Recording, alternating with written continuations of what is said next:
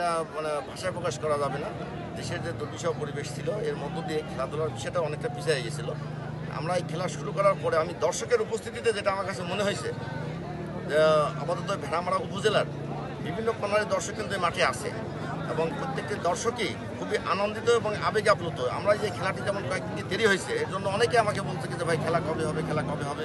তাতে আমি বুঝতে পারছি কি যে এদেশের যারা মানে ইয়াং এবং বয়স্ক লোক সহ খেলার প্রতি তাদের যে উৎসাহ উদ্দীপনাটা ব্যাপক।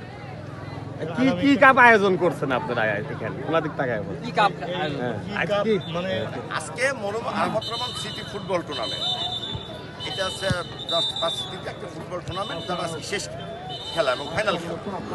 জাতীয়তাবাদী দলের প্রতিষ্ঠাতা স্বাধীনতার ঘোষক শহীদ প্রেসিডেন্ট জিয়াউর রহমানের কনিষ্ঠ পুত্র, যার স্মৃতিতে এই দামুকদিয়া হাই স্কুলের মাঠ তথা এটা হচ্ছে জিয়া মাঠ, যেহেতু প্রেসিডেন্ট জিয়াউর রহমান তার কর্মজীবনে এই রাষ্ট্র পরিচালনার সময় খাল খননের কর্মসূচি দিয়ে এই মাঠে এসেছিলেন এবং সেই থেকে এই মাঠটি এই দেশের জনসাধারণের কাছে জিয়া মাঠ নামে পরিচিত। আজকের এই জিয়া মাঠে তারই সন্তান আহমদ রহমান কোকর স্মৃতিতে যে